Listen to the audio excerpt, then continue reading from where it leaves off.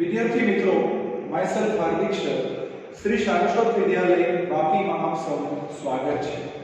Last time મિત્રો આપણે સપુષ્પી વનસ્પતિઓમાં લિંગી પ્રજનનમાં આ પ્રકરણમાં પરાગનયનની ઘટના વિશે વાતો કરી હતી.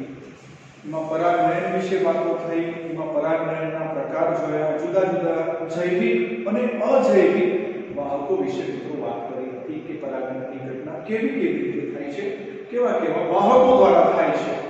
તો હવે મિત્રો આપણે આગળ વધીએ. અહીં પ્રશ્ન છે, કયા પ્રકારની વનસ્પતિમાં પુષ્પો પ્રમાણમાં ઓછી પરાગરજ ઉત્પન્ન કરે છે?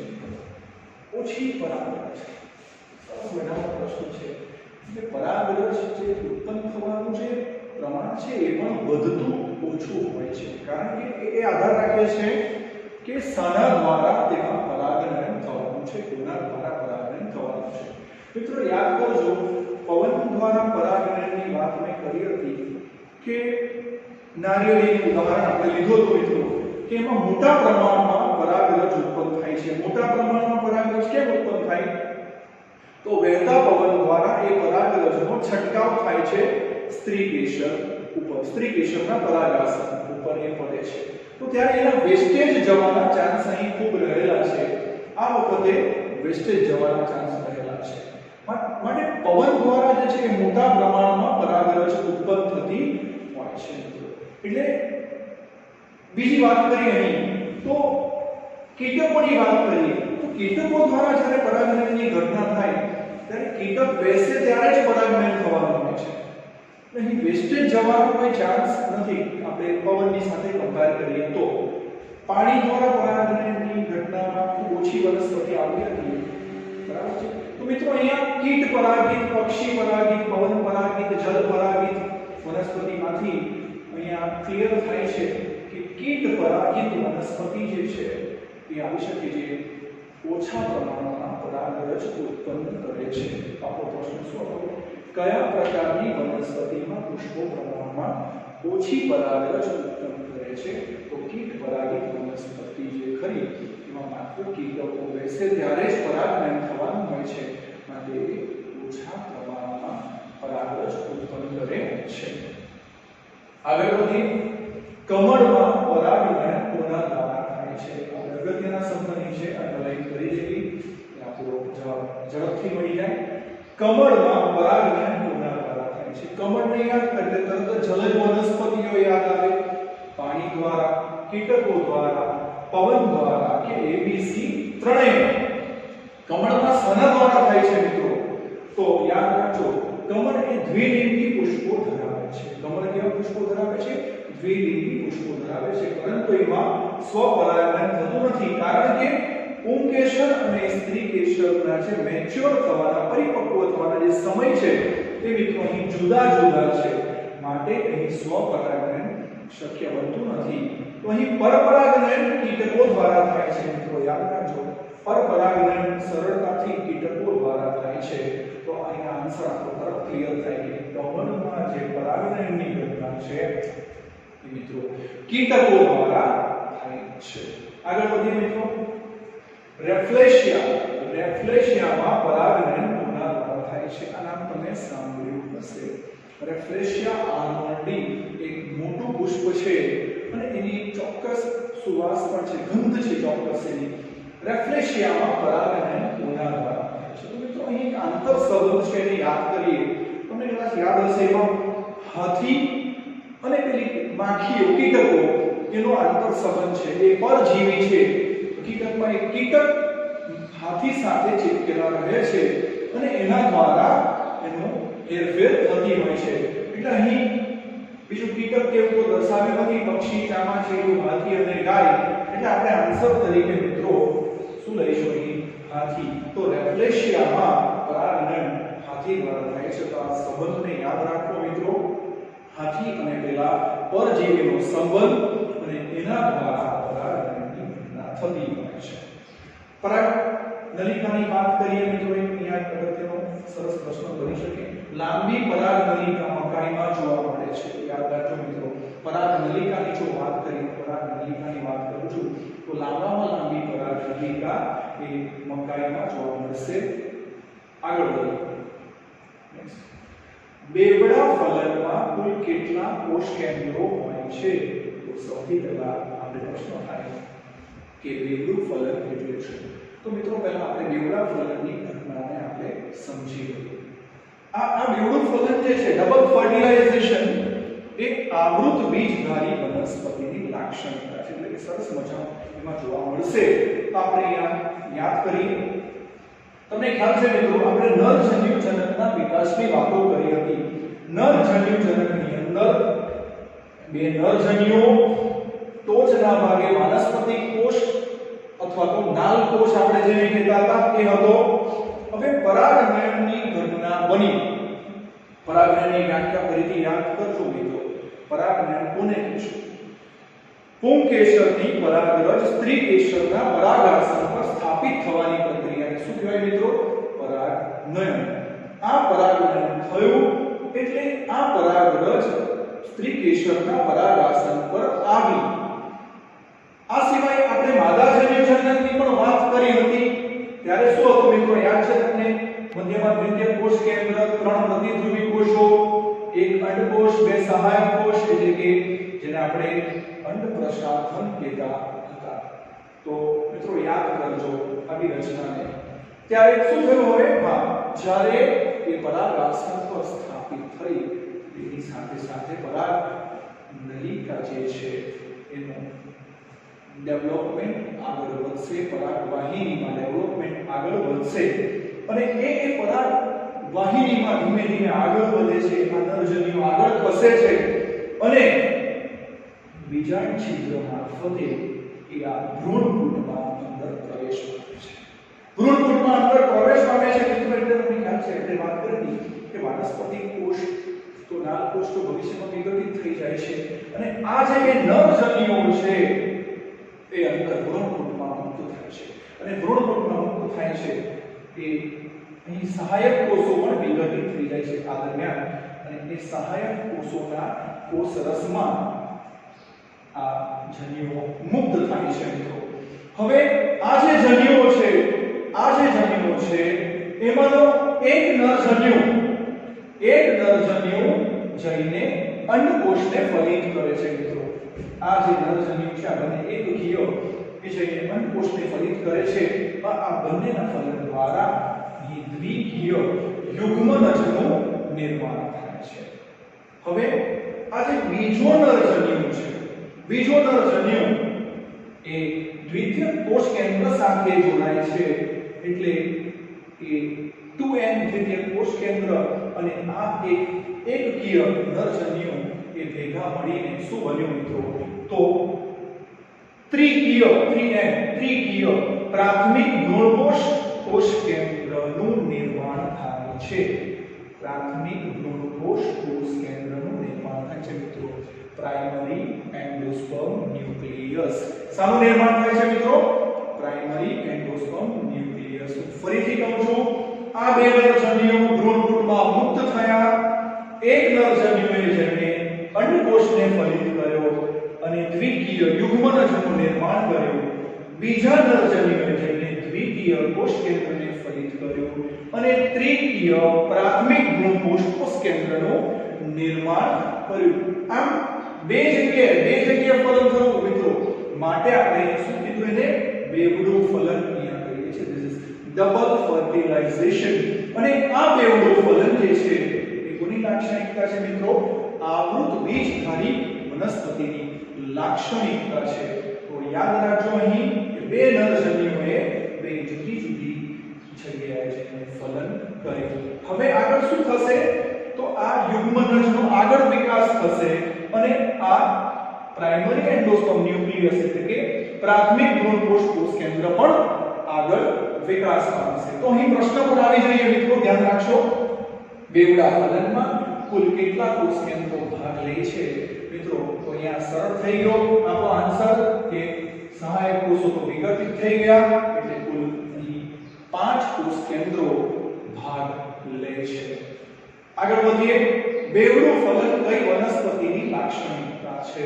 હમણાં જ મેં તમને કીધું કે બેવડું ફલન એ એ આવૃત બીજધારી વનસ્પતિની લાક્ષણિકતા છે. તો યાદ રાખજો મિત્રો, ખૂબ જ અગત્યના પ્રશ્નો છે, ખૂબ જ સરસ પ્રશ્નો છે, એનો સ્ક્રીનશોટ લઈને લખી દેવાનો. મિત્રો આગળ વધીએ. અંડ પ્રસાધનના કોષો કેવા હોય છે? અંડ પ્રસાધનના કોષો એટલે અગત્યનો શબ્દ અહીં છે અંડ પ્રસાધન. ફરીથી યાદ કરો મિત્રો, આકૃતિમાં જોઈ લઈએ આપણે તો યાદ હશે તમને. અહીંયા બીજાંડ છિદ્ર તરફ એક અંડકોષ અને બાકીના બે સહાયક કોષો ભેગા મળીને અંડ પ્રસાધનની રચના કરતા હતા. તો અને આપણે જોયું તો આગળ આ બધા જ કોષો કેવા હતા મિત્રો? એકકીય હતા. તો પ્રશ્ન છે અંડ પ્રસાધનના કોષો કેવા હોય છે? એકકીય, દ્વિકીય, ત્રિકીય કે ચતુષ્કીય? તો આ વાતમાં ધ્યાન આપ્યું છે તો તરત જ આન્સર આપણે મળી જાય છે કે અંડ પ્રસાધનના કોષો કેવા હોય છે. તો યાદ રાખશો અંડ પ્રસાધન શું છે એના પરથી પણ પ્રશ્ન આવે. તો અંડ પ્રસાધનની અંદર એક અંડકોષ અને બાકી બે સહાયક કોષો હોય છે. આગળ વધીએ. દ્વિદળીમાં ભ્રૂણકુંડમાં કોષ કેન્દ્રોની ગોઠવણી કેવી હોય છે? મિત્રો આપણે જોયું હતું માદાજન્યજનકના વિકાસમાં 8 કોષ કેન્દ્રીય અને 7 કોષીય અવસ્થાનો અભ્યાસ આપણે કર્યો હતો. તો અંદર જોઈએ અહીંયા ગોઠવણી છે 2+3+3 કે 3+2+3 કે 3+3+2 કે 2+4+2. તો આપણે આકૃતિને ફરી ચેક કરીએ. અહીં સહાયક કોષો 2, તમને ખ્યાલ છે મિત્રો કે 3+2 અને અહીંયા બીજા 3 એટલે 3 2 3 જેવું દેખાય છે. તો આન્સર આપણો શું આવે છે? અહીંયા 3+2+3 એટલે બે સહાયક કોષો જે છે આપણે બેવડા ફલકમાં વાત કરી છે વિઘટિત થઈ ગયા એટલે 3+2+3 ની ગોઠવણી આપણે લઈશું. સાચો આન્સર એ આવશે.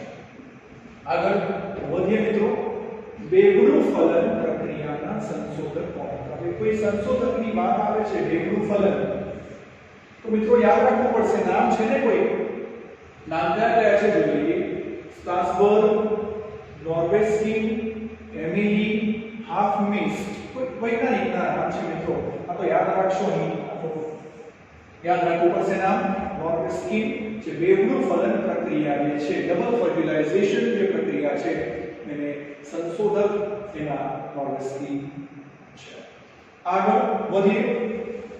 ખાલી જગ્યા સહાયક કોષો મદદરૂપ થાય છે. ખાલી જગ્યામાં સહાયક કોષો મદદરૂપ થાય છે. શાને માટે મદદરૂપ થાય છે? સહાયક કોષો. ફરીથી હમણાં જોયું અંડકોષ અને બે સહાયક કોષો જે વિઘટિત થઈ ગયા. ફરી પાછો આવ્યું. ભ્રૂણકુંડમાં પરાગરજના પ્રવેશ માટે, બીજું ભ્રૂણકોષના નિર્માણ માટે, ભ્રૂણકુંડમાં પોષણ માટે, એ અને સી બંને. તો મિત્રો ધ્યાનથી જોજો પ્રશ્નને અને ઓપ્શનને. સહાયક કોષોનું કાર્ય અહીં પૂછ્યું છે તો એ ખરેખર ભ્રૂણકુંડમાં પરાગરજનો પ્રવેશ એટલે આજે અત્યારે વાત કરી એ પ્રવેશ શક્ય બનાવવા માટે હેલ્પ કરશે. વાત સાચી છે. અને પાછું પોષણ પણ સહાયક છે. નામ છે સહાયક એટલે કે સપોર્ટિંગ રોલ છે મિત્રો. એટલે અહીં તરત જ નિર્માણ તો નહીં થાય. ભ્રૂણકોષનું નિર્માણ તો વાત નહીં આવે કારણ કે ભ્રૂણ દ્વિતીય કોષ કેન્દ્ર અને આગળ આપણે જોયું કે પ્રાથમિક ભ્રૂણકોષ અને હવે આગળ એમાંથી ભ્રૂણકોષનું નિર્માણ એટલે આ તો નહીં આવે. તો એ આન્સર અહીંયા શું આવે છે મિત્રો? ડી આન્સર આવે છે કે ભ્રૂણકુંડમાં પરાગરજનો પ્રવેશ અને ભ્રૂણકુંડમાં પોષણ આ બંને પ્રક્રિયા સાથે કોણ સંકળાયેલું છે? સહાયક કોષો. અગત્યનો શબ્દ છે અહીં સહાયક કોષો. મિત્રો અત્યારે વાત કરી આજે પરાગનલિકા અંદર પ્રવેશ પામી તો આજે પરાગનલિકાનો ભ્રૂણકુંડમાં જે પ્રવેશ કર્યો આ ભ્રૂણકુંડમાં એ શું એક જ જગ્યાએથી પ્રવેશ પામે છે ફલન પ્રક્રિયા માટે? તો કે ના. એમાં અલગ અલગ પદ્ધતિઓ છે તો તેની થોડી વાત કરી લઈએ. ઘણા બધા પ્રશ્નો આવી શકે. પોરોગેમી, ચાલાઝોગેમી, મેઝોગેમી. તો મિત્રો યાદ રાખજો અહીં આ જે બે એના ભાગો છે બીજાંડ તલ, જેને ઇંગ્લિશમાં એને ચલાઝલ એન્ડ કહેવાય છે, અને આ જે બીજાંડ છિદ્ર જે છે જેને માઇક્રોપાઇલર એન્ડ કહેવાય છે. એટલે એના નામ ઉપરથી છે માઇક્રોપાઇલર, પોર્સ એટલે છિદ્ર, બીજાંડ છિદ્ર માઇક્રોપાઇલર એન્ડ અને ચલાઝલ એન્ડ. તો પોરોગેમી એટલે બીજાંડ છિદ્ર દ્વારા પ્રવેશ પામે, એટલે છિદ્ર દ્વારા પ્રવેશ પામવાની જે પદ્ધતિ છે એ મોસ્ટ કોમન છે બધી આવૃત બીજધારી વનસ્પતિમાં. એ જ રીતે થાય છે કે બીજાંડ છિદ્ર દ્વારા માઇક્રોપાઇલર એન્ડ દ્વારા એમાંથી પરાગનલિકાનો ભ્રૂણકુંડમાં પ્રવેશ થશે. મિત્રો તો યાદ રાખજો, પોરોગેમી શબ્દો છે, શબ્દોને પકડજો અહીં. બીજું છે ચલાઝોગેમી, હમણાં વાત કરી કે બીજાંડ તલ જે છે એને આપણે ચલાઝલ એન્ડ કહીશું, અને એ ચલાઝલ એન્ડ પરથી જો પ્રવેશ પામે અંડતલ, આપણે બીજાંડ તલ પાસેથી પ્રવેશ પામે તો એને કહીશું ચલાઝોગેમી. ત્યાર પછી છે મેઝોગેમી, એટલે આ અને આ સિવાયનો કોઈ મધ્ય વિસ્તાર એમાંથી પ્રવેશ પામે તો એ ખાસ કરીને અંડ અંડક આવરણ દ્વારા જો એ પ્રવેશ પામે તો આપણે એને કહીશું મેઝોગેમી. તો મિત્રો યાદ રાખજો, આ થઈ વાત પરાગનલિકાના ભ્રૂણકુંડમાં પ્રવેશની વાત. ત્રણ પદ્ધતિ: પોરોગેમી, ચલાઝોગેમી, મેઝોગેમી. યાદ રાખજો. આગળ વધીએ છે મિત્રો, અહીં એક કોલમ પ્રકારનો એટલે કે જોડકા પ્રકારનો એક પ્રશ્ન દેખાય છે. ઓપ્શન નથી લીધા, આપણે એને જોડીએ. કેવી રીતે જોડવું તે ખાસ પરાગનને આધારિત પ્રશ્ન દેખાઈ રહ્યો છે. એનિમોફિલી, હાઇડ્રોફિલી, ઝૂફિલી, એન્ટેમોફિલી, અને સામે એના ઉદાહરણો આપ્યા છે. ઘણી બધી વાતો આપણે મિત્રો પરાગન વિશે કરી છે, તો આપણે છે કરીએ ફરીથી. એનિમોફિલી એટલે કે પવન પરાગિત વાત આવે, એટલે પવન દ્વારા તો નારિયેળી તો બહુ સરસ એક્ઝામ્પલ હતું, એટલે આપણે તરત જ ખ્યાલ આવે કે આની સાથે આ સી ઓપ્શન જે છે પકાઈ નારિયેળ વાળો જાય છે. હાઇડ્રોફિલી એટલે જલ પરાગિત વનસ્પતિ. મિત્રો પાણી દ્વારા પરાગનની વાત આવે છે, એટલે પાણી દ્વારા જે હાઇડ્રીલા અને ઝોસ્ટેરા દેખાય છે મને અહીં, એટલે તરત જ મારું ધ્યાન જશે બીજા સાથે અહીં ડી. કાળજીપૂર્વક આવા જોડકા કરવા ખાસ બહુ સરળ હોય છે, તો ધ્યાન આપજો, આરામથી એને સોલ્વ કરી શકશો.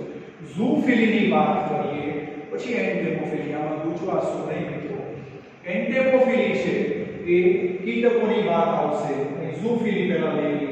ઝૂફિલી જે છે એમાં કોણ છે? પક્ષીઓ. તમને ખ્યાલ છે ને, ચામાચીડિયું, ગાયજેલિયા યાદ આવ્યું, એટલે એનો સમાવેશ ઝૂફિલીમાં થાય.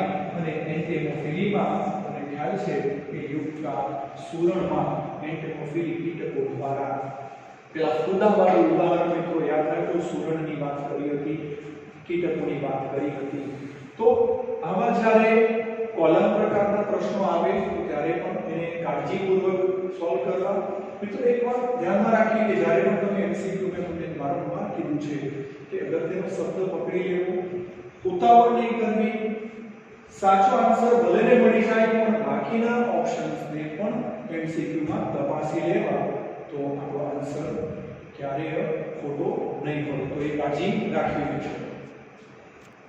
મિત્રો આપણે બેવડા ફલન દરમિયાન વાત કરી કે અહીં યુગ્મરજનું નિર્માણ થાય છે અને દ્વિકીય કોષકેન્દ્રમાંથી PEN એટલે કે પ્રાથમિક ભ્રૂણકોષ કોષકેન્દ્ર બને છે. ત્રિકીય પ્રાથમિક ભ્રૂણકોષ કોષકેન્દ્ર, પ્રાઇમરી એન્ડોસ્પર્મ ન્યુક્લિયસ. મિત્રો આ જે PEN જે છે એ ભવિષ્યમાં એમાંથી શું નિર્માણ થશે? એમાંથી ભ્રૂણકોષ એટલે કે એન્ડોસ્પર્મનું નિર્માણ થશે, જે ભ્રૂણને પોષણ આપે છે. નામને પકડજો, એના ભ્રૂણકોષ નામ છે, ભ્રૂણને પોષણ આપે છે. તો આ ભ્રૂણકોષ જે છે એમાં ખોરાક જે છે એ સ્ટાર્ચ સ્વરૂપે આવેલો હોય છે. ખોરાક કયા સ્વરૂપે હોય છે? સ્ટાર્ચ સ્વરૂપે હોય છે. વિકાસની દ્રષ્ટિએ આ ભ્રૂણકોષના અલગ અલગ પ્રકાર હોય છે. આપણે વાત કરી અલગ અલગ પ્રકારે વનસ્પતિમાં, જુદી જુદી વનસ્પતિઓમાં જુદા જુદા પ્રકારનો વિકાસ હોય છે. તો અહીં જે વિકાસ થાય છે એની દ્રષ્ટિએ ભ્રૂણકોષના અહીંયા ત્રણ પ્રકાર બતાવ્યા છે.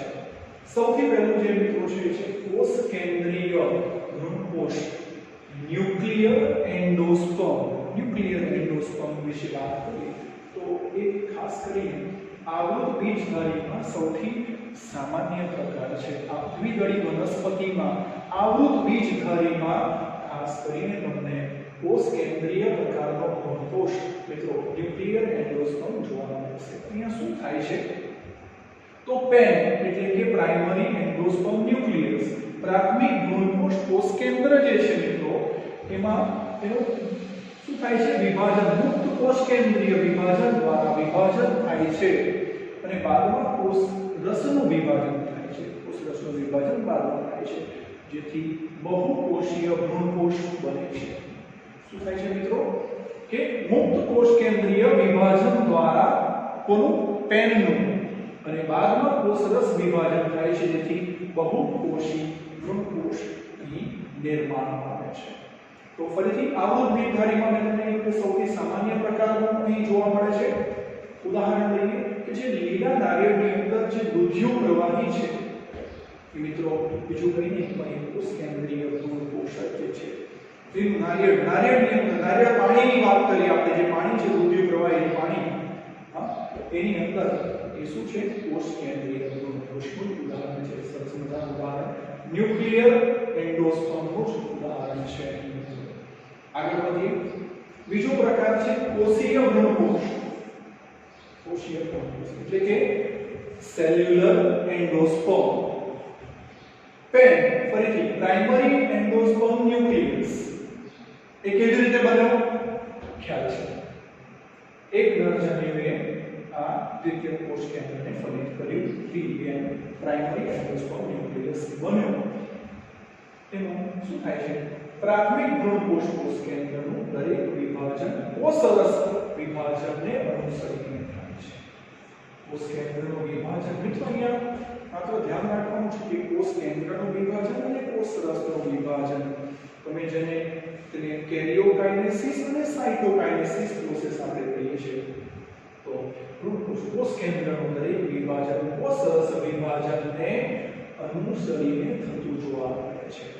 આથી શરૂઆતમાં જે ભ્રૂણકોષ છે એ કોષીય સ્વરૂપે રહે છે, માટે આપણે એને કોષીય ભ્રૂણકોષ કહીશું. શું કહીશું એને? સેલ્યુલર એન્ડોસ્પર્મ કહીશું. ધતુરો નામ સાંભળ્યું છે તમે? આ ધતુરા નામની વનસ્પતિમાં ધતુરા નામના તમને આ પ્રકારે કોષીય ભ્રૂણકોષનું ઉદાહરણ જોવા મળશે. આગળ વધીએ. માધ્યમિક ભ્રૂણકોષ હેલોપિયલ એટલે કે મધ્યવર્તી ભ્રૂણકોષની વાત આવે છે. તો અસમાન કોષરસ વિભાજનને અનુસરીને મિત્રો શબ્દને પકડજો. વિભાજન કેવું થયું? અસમાન કોષરસ વિભાજન થયું. અહીંયા કેવું થયું? પ્રાથમિક ભ્રૂણકોષ કોષ કેન્દ્રનું દરેક વિભાજન કોષરસ વિભાજનને અનુસર્યું. અહીંયા શું થયું? અસમાન કોષરસ વિભાજનને અનુસરીને પીઈએન એટલે કે પ્રાઇમરી એન્ડોસ્પર્મ ન્યુક્લિયસનું વિભાજન થાય છે. આથી અસમાન કદના કોષોનું નિર્માણ થાય છે. કેવા કદના? અસમાન કદના. દરેક કોષમાં મુક્ત કોષ કેન્દ્રીય વિભાજન થાય અને મુક્ત કોષ કેન્દ્રીય અને બહુકોષ કેન્દ્રીય પરિસ્થિતિનું મિત્રો નિર્માણ થાય છે. બહુકોષ કેન્દ્રીય આ બહુકોષ કેન્દ્રીય પરિસ્થિતિ બાદમાં કોષરસ વિભાજન થાય છે અને કોષીય ભ્રૂણમાં રૂપાંતરણ થાય છે. તો કેવી પરિસ્થિતિ આવી? બહુકોષ કેન્દ્રીય પરિસ્થિતિ આવી અને પછી કોષીય પરિસ્થિતિ આવી. ફરીથી વાત કરીએ મિત્રો ધ્યાન આપશો. શું થયું કે અસમાન કોષરસ વિભાજનને અનુસરીને પ્રાઇમરી એન્ડોસ્પર્મ ન્યુક્લિયસનું વિભાજન થયું અને અસમકદના કોષોનું નિર્માણ થયું. દરેક કોષમાં મુક્ત કોષ કેન્દ્રીય વિભાજન થયું. દરેક કોષમાં મુક્ત કોષ કેન્દ્રીય વિભાજન આપણે ઉપર જોયું. મુક્ત કોષ કેન્દ્રીય વિભાજન થયું અને મિત્રો શું થયું? બહુકોષ કેન્દ્રીય પરિસ્થિતિનું નિર્માણ થયું. એટલે આ તો આના જેવી વાત થઈ. પછી બાદમાં શું થયું? કોષરસ વિભાજન થયું અને પછી કોષીય ભ્રૂણમાં રૂપાંતરણ થયું. એટલે પછી કોના જેવી વાત થઈ? આના જેવી વાત થઈ ગઈ. એટલે વાત એ છે કે આ બંનેની સ્થિતિ દર્શાવે છે. મધ્યવર્તી સ્થિતિ એટલા માટે આ નામ આપ્યું છે. તો આ પ્રકારનું જે હેલોબિયલ એન્ડોસ્પર્મ છે, હેલોબિયલ શ્રેણીમાં ગણાતા, ખાસ કરીને એક ગળીની અંદર આ પ્રકારનો જે ભ્રૂણકોષ તમને જોવા મળશે. મિત્રો એકવાર ફરીથી જોઈ લઈએ, અગત્યનો ટોપિક છે, ઘણા બધા પ્રશ્નો અહીંથી આવી શકે. આપણે શું જોયું? PEN એટલે કે પ્રાઇમરી એન્ડોસ્પર્મ ન્યુક્લિયસ. PEN નું નિર્માણ કેવી રીતે થયું? તો બેવડા ફલનમાં જોયું કે એક નરજન્યુએ અંડકોષને ફલિત કર્યો, તેમાંથી યુગ્મનજ, દ્વિકીય યુગ્મનજનું નિર્માણ થયું. ત્યારબાદ બીજા નરજન્યુએ દ્વિતીયક કોષ કેન્દ્રને ફલિત કર્યું અને એમાંથી ત્રિકીય પ્રાથમિક ભ્રૂણકોષ કોષ કેન્દ્ર, પ્રાઇમરી એન્ડોસ્પર્મ ન્યુક્લિયસનું નિર્માણ થયું અને ત્યારબાદ પછી એમાંથી ભ્રૂણકોષનું નિર્માણ થશે વારંવાર વિભાજન દ્વારા. અને આપણે એ ભ્રૂણકોષની વાત કરતા હતા કે એમાં જે ખોરાકનો સંગ્રહ છે એ સ્ટાર્ચ સ્વરૂપે આવેલો છે. વિકાસની દ્રષ્ટિએ એ ભ્રૂણકોષના 3 પ્રકાર પડે છે. કોષ કેન્દ્રીય ભ્રૂણકોષ એટલે કે ન્યુક્લિયર એન્ડોસ્પર્મ, કોષીય ભ્રૂણકોષ એટલે કે સેલ્યુલર એન્ડોસ્પર્મ, માધ્યમિક ભ્રૂણકોષ એટલે કે હેલોબિયલ એન્ડોસ્પર્મ. તો માત્ર વાત ચાલતી હતી મિત્રો, શાના આધારે વાત નહીં ચાલતી હતી? અહીંયા શું હતું? મુક્ત કોષ કેન્દ્રીય વિભાજન દ્વારા PEN નું મુક્ત કોષ કેન્દ્રીય વિભાજન દ્વારા થયું વિભાજન અને બાદમાં કોષરસનું વિભાજન થયું, જેથી બહુકોષી ભ્રૂણકોષનું નિર્માણ થયું. બહુકોષી ભ્રૂણકોષ કોષ કેન્દ્રનું નિર્માણ થઈ ગયું. આ વૃદ્ધિધારીની વિશેષતા. અહીં જોયું આપણે કે પ્રાથમિક ભ્રૂણકોષ કોષ કેન્દ્રનું દરેક વિભાજન કોષરસ વિભાજનને અનુસરીને થયું અને તેથી શરૂઆતમાં ભ્રૂણકોષ કોષીય સ્વરૂપે રહ્યો. અને આ માધ્યમિકમાં હેલોબિયલમાં તમે જોયું કે આ બંનેનું કોમ્બિનેશન તમને જોવા મળ્યું કે અસમાન કોષરસ વિભાજનને અનુસરીને PEN નું વિભાજન થયું અને તેથી અસમાન કદના કોષોનું નિર્માણ થયું.